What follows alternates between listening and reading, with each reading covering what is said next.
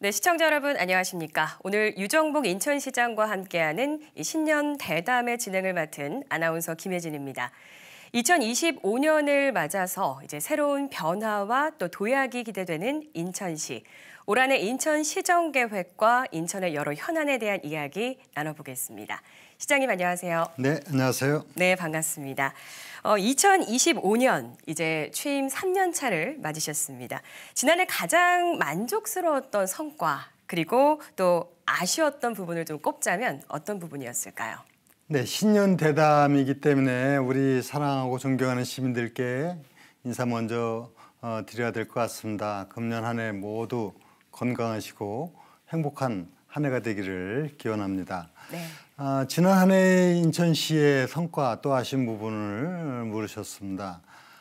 우선 숫자로 본 2024년 인천시를 말씀드리면은 주민등록상 인구로 300만을 돌파해서 대한민국에서 대도시 중에 인구가 늘어나는 유일한 지역이 바로 인천이고 네. 또 무엇보다도 경제적으로 볼 때는 GRDP 지역의 총 생산, 총 소득 규모가 117조 원. 그래서 대한민국 제2의 경제 도시가 됐고 특히 여기서 중요한 것은 그 성장이 어느 정도가 이루어지느냐. 경제 성장률이 4.8%를 이렇게 해가면서 대한민국 평균 경제 성장률 1.4%를 3배 뛰어넘는 이런 성과를 낸 것이 통계로 본 인천의 지난 한 해의 성과였고 여기에 또 하나 더 붙인다면 우리 대한민국이 앓고 있는 이 저출생 문제 이것을 극복하는 데 인천이 선도적 역할을 다했다. 네. 다시 말씀드리면은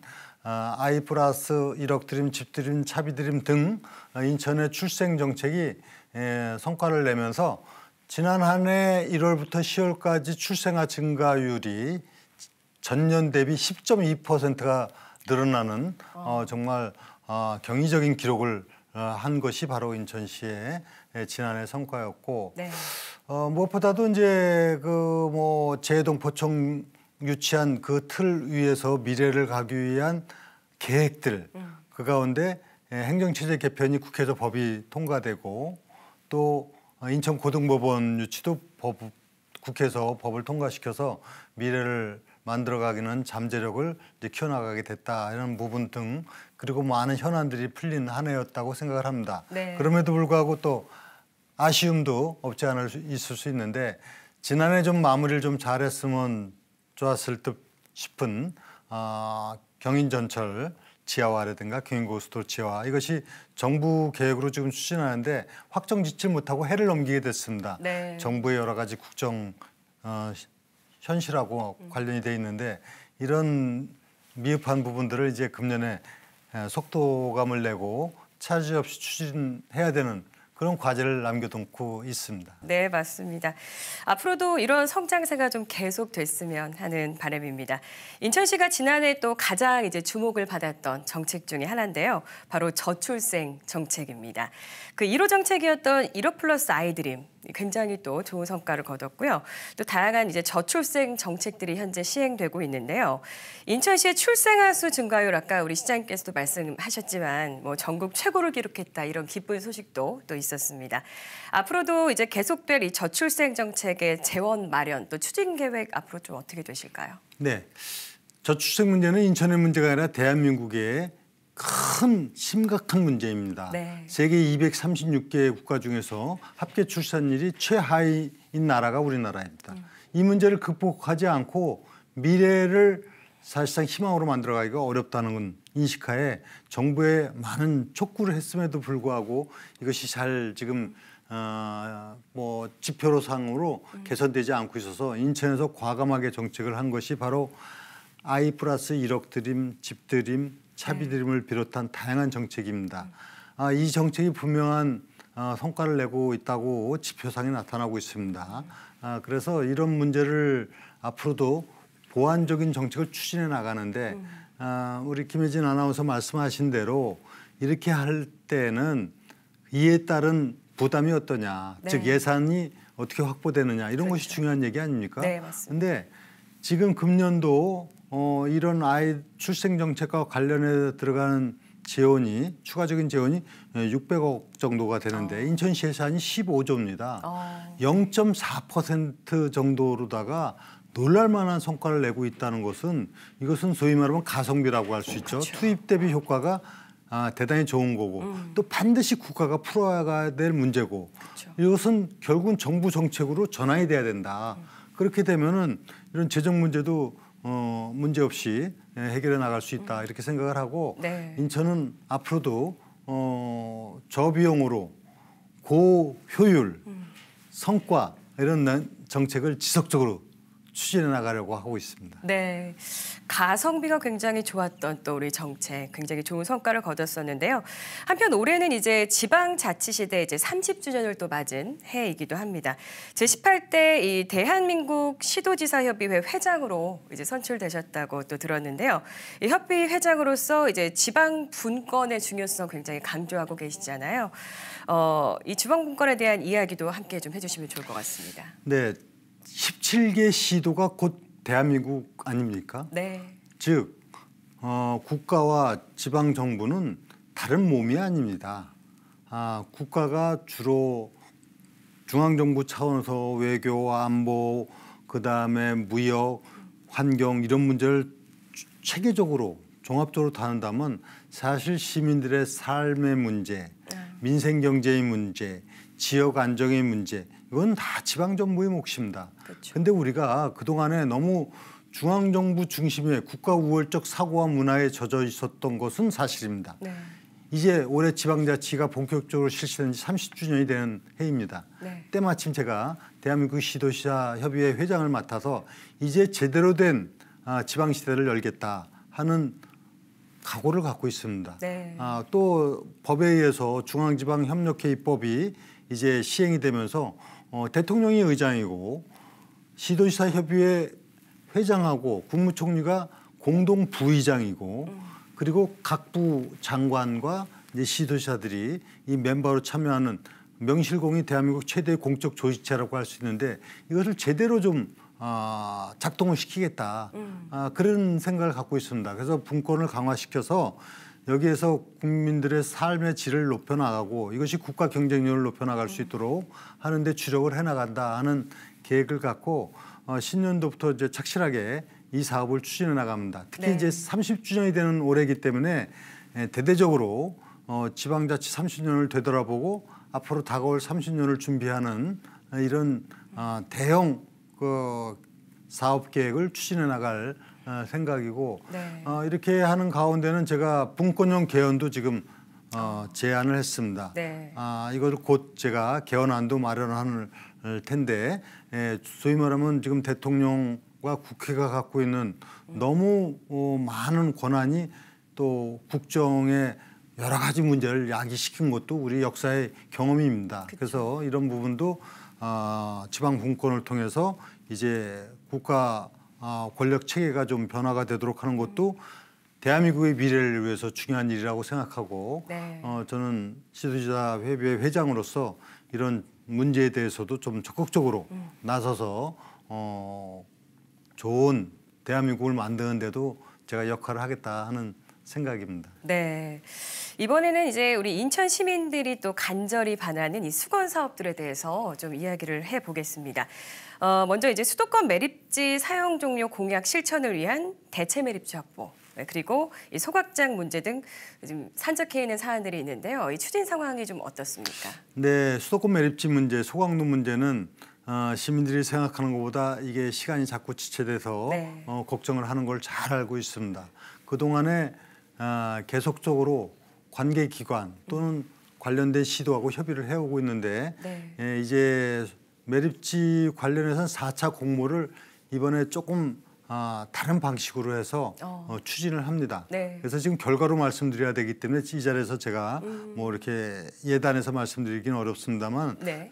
지난번과는 다른 형태의 그 공모 방식을 통해 갖고 대체 매립지가 조성되도록 지금 추진을 해나가고 있고 금년도 빠른 시일 안에 이 부분이 좀 결과를 얻을 수 있도록 준비를 하고 있고요. 네네. 그다음에 소각로 문제도 기존에 해왔던 인천시의 입장이 있지만은 그러나 이걸 좀 더 일거에 해결할 수 있는 방법이 없을까 고민한 상황 속에서 뭔가 지금 모색을 하고 있는데 여기서는 지금 말씀드리기는 아직은 네. 좀 이릅니다. 이런 상황을 말씀드리고 또 하나 그래도 이런 가운데 앞으로 미래를 위해서 좋은 소식은 그 지금 수도권 매립지의 부지를 어떻게 미래의 그야말로 좋은 성장 동력으로 만들어가느냐 네. 하는 문제인데 이번에 인천시하고 한화 호텔앤리조트 하고 네. 협약을 체결해서 그 매립지에 지금 이제 승마장이 과거에 있던 부분을 재활용하는 방법과 함께 실내에 대한민국에서 아주 좋은 최대 규모의 아쿠아리움과 네. 실내 테마파크를 동시에 건립하는 네. MOU를 체결해서 이 매립지가 이제 뭐 기피 혐오 시설이 아니라 시민들이 찾는 그야말로 문화 시설로 탈바꿈시키는 이 사업이 본격적으로 추진되도록 하고 있습니다. 네. 이런 것이 이제 매립지에 대한 근본적인 대책을 하나하나 추진하는 그런 인천시의 의지가 반영되고 있다 이렇게 말씀드리겠습니다. 네, 이제 2026년부터 수도권 생활 폐기물 직매립 금지를 앞두고 좀 올해는 수도권 매립지 문제에 대한 이 확실한 해법이 나왔으면 하는 이제 바람입니다. 네. 또 이제 경인고속도로 지하화, 또 우리 경인선 지하화 등의 수건 사업 또한 이제 정치와 맞물려 있는 사안이잖아요. 그래서 또 추진에 다시금 어려움을 겪지 않을까 이렇게 또 걱정하시는 분들이 많습니다. 네, 인천의 최대 현안 그리고 앞으로 인천의 균형 발전을 위해서 가장 중요한 정책이 무엇이냐 하면 바로 경인전철, 경인고속도로 지하화하는 문제입니다. 네. 근데 그동안에 계속 노력은 해왔지만은 네. 이것이 여러 가지 어려움이 있는 것도 사실인데 정부 차원에서 이 철도 지하화법이 네. 법으로 통과가 되고 지난해 사실 그 선도 사업 어디를 먼저 할 것이냐 하는 걸 결정하는 것을 정하기로 했는데 사실 지금 여러 가지 전국 상황과 관련돼서 이것이 지난해 결정을 못했습니다. 네. 이 경인철도 구간이 선도 사업의 가장 대표적인 지역으로 선정돼야 된다는 것이 인천시의 생각이고 네. 정부하고 상당히 적극적으로 협의를 하고 있습니다. 그래서 올해 안으로 경인철도가 지하화되게 되면 인천이 그야말로 역사가 바뀔 것입니다. 네. 동시에 경인고속도로 지하화를 추진해 나가면서 인천이 남북으로 또 이 단절된 문화를 해소하고 또 시민들의 편의 공간, 녹지 공간 이런 게 확보가 되면은 인천시가 그야말로 원도시 문제가 확 달라질 것으로 생각을 되고 네. 금년도 하여튼 역점적으로 추진할 사업이 바로 경인철도, 경인고속도로 지하화 사업이다 이렇게 말씀드리겠습니다. 네, 또 많은 시민들의 염원인 만큼 차질 없이 진행되길 기대해 보겠습니다. 이 인천 1호선 검단선 연장과 또 제3연륙도 개통을 또 올해 앞두고 있잖아요. 인천발 KTX 또 GTX 등 이 광역교통망 확충 사업도 현재 또 추진 중인데요. 앞으로 이제 인천시의 교통망 좀 많은 변화가 예상됩니다. 어떻게 네, 예상하십니까? 지금 말씀하신 대로 검단 연장선이 올해 이제 개통이 되고 네. 또 그 7호선 연장도 이제 추진을 해 가면서 좀 구간으로 나눠서 하게 되고 네. 또 이제 그 제3연육교도 올해 말에 네. 이제 개통이 되고 또 인천발 KTX도 올해 준공을 목표로 지금 정부하고 협의를 추진하고 있고 이런 사업들이 추진이 되고 있습니다. 이건 이제 전부 다 추진되고 있는 현실적인 문제고 그 외에도 이제 GTX B 노선이 지난해 착공을 했는데 이것이 속도감 있게 진행될 수 있도록 해야 되는 부분이 있고 GTX D 노선, E 노선이 노선 확정은 됐고 이제 정부 광역철도망 계획에 반영해서 앞으로 추진되는 이런 네. 절차를 남겨놓고 있고 그 외에도 뭐 대장 홍대선 노선이라든가 5호선이라든가 제2경인선이라든가 이런 사업들이 전부 다 인천시의 앞으로 계획에 의해서 추진되도록 해나가고 있습니다. 여기서 네. 한 가지 더 말씀드리면은 인천에 지금 도시철도 1호선, 2호선이 있는데 네. 3호선이 꼭 필요합니다.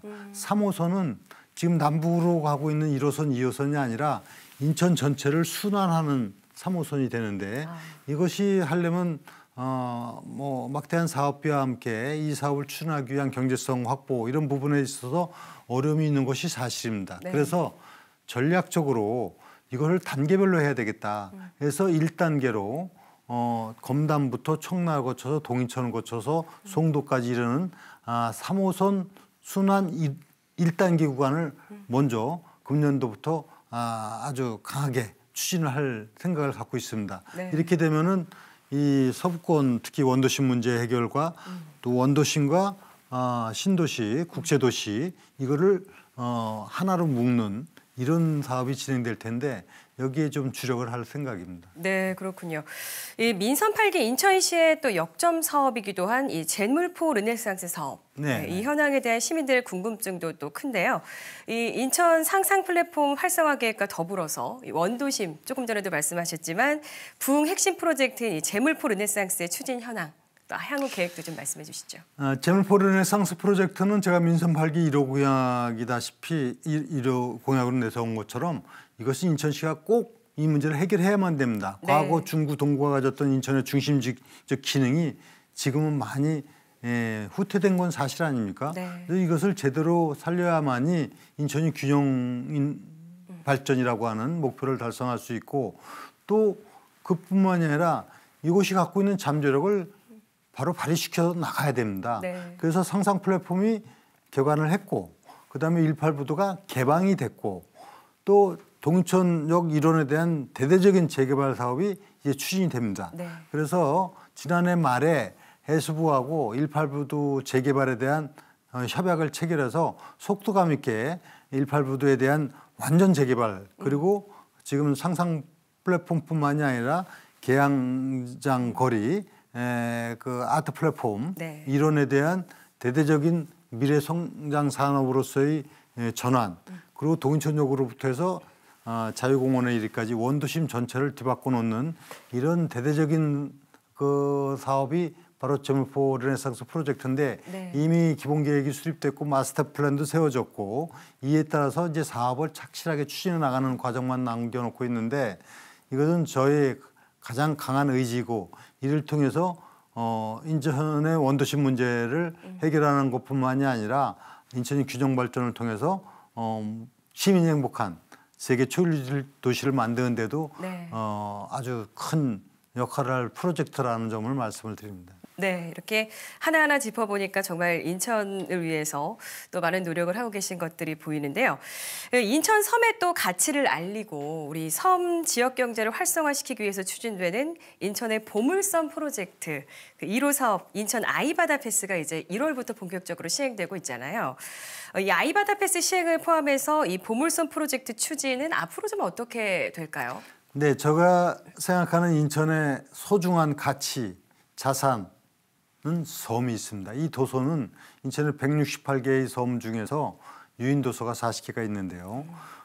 이것은 향후에 우리가 그냥 미래의 보물섬을 만들어야 되겠다는 인식을 갖고 네. 보물섬 프로젝트를 추진하는데 우선 단계별로 갈 수밖에 없겠죠. 네. 우선 처음은 이 접근성을 개선한다 해서 이번에 아이바다 패스 즉 인천 시민이라면 누구나가 올해부터는 시내버스 요금 1,500원으로 모든 도서 백령도까지 갈 수 있도록 네. 아이바다 패스를 시행합니다. 네. 이것은 정말 획기적인 정책인데요. 이로 인해 갖고 시민들의 호응도가 매우 높은 것도 사실이고 네. 1월 1일부터 15일까지 도서를 찾은 방문객이 지난해보다 65%가 늘어났습니다. 만족도가 매우 높을 뿐만이 아니라 시민들에게 여론조사를 보면 아이패스, 아이바다 패스 이것이 가장 체감 지수가 높다. 이렇게 얘기를 합니다. 네. 그래서 이것은 접근성에 대한 일차적인 그 계획이고 앞으로 이 보물섬들이 관광, 문화, 산업과 연결될 수 있도록 하는 보물섬 프로젝트 이제 후속 조치가 일어나게 됩니다. 네. 어쨌든 인천 시민들은 이제 백령도까지 시내버스 요금으로 간다는 게 얼마나 인천 시민으로서 그럼요. 정말 자랑스럽고 뿌듯하겠습니까? 네. 그런데 이거 예산이 많이 들어가는 거 아닙니까 하는데 놀랍게도 인천 시민들이 1,500원으로 도서를 가는 데 따른 추가 예산이 24억입니다. 인천시가 버스 준공영제, 네네. 버스를 이렇게 타고 다니는 걸 시에서 지원하는 거거든요. 네. 그게 2,500억입니다. 그거의 100분의 1도 안 되는 재원으로서 네. 도서 지역을 전부 시내 버스로 가는 이런 획기적인 정책을 만들어냈기 때문에 네네. 이거는 뭐 대한민국에서 아마 깜짝 놀라는 일이고 인천 시민도 굉장히 이제 뭐 이런 부분에 대해서 뿌듯하게 생각을 하고 올해는 도서 방문이 정말 많아질 것 같고요. 네. 우리 인천 시민 여러분들 섬으로 네. 오시기 바랍니다. 이것도 가성비 정책이네요. 가성비 최고죠. 네. 자, 2025년 이제 우리 인천시에서 추진하는 다양한 사업 계획과 또 인천의 현안에 대한 이야기를 좀 들어봤는데요. 자, 시장님 마지막으로 우리 새 인천 시민에게 전하고 싶은 말씀 있으면 좀 전해 주시죠. 네. 인천시는 정말 대한민국의 미래를 열어갈 소중한 지역이고 그럴 만한 충분한 자산, 가치, 자원 그리고 우리 시민들의 결집된 역량이 있습니다. 인천의 이러한 잠재 역량을 좀 우리가 살려서 인천 시민의 행복을 위하고 또 대한민국의 미래를 열어가야 되는 것이 금년 한 해의 과제가 아닌가 생각합니다. 동시에 그동안 사실 국가적으로 볼 때 경제적으로도 어렵고 정치적으로도 상당히 혼란스럽고 이런 문제가 있어서 힘든 점이 많습니다. 그러나 이런 위기도 우리가 슬기롭게 극복해 나가자. 잘못된 건 바로잡아서 나라도 바로 세워야 되겠다 하는 측면에서 제가 부의정경이라는 사자성어를 금년도 이제 시정의 한 목표로 또 정했는데 저는 인천시장이자 또 대한민국의 정치인으로서 나라가 잘 되도록 하는데도 인천시가 앞장설 필요가 있다.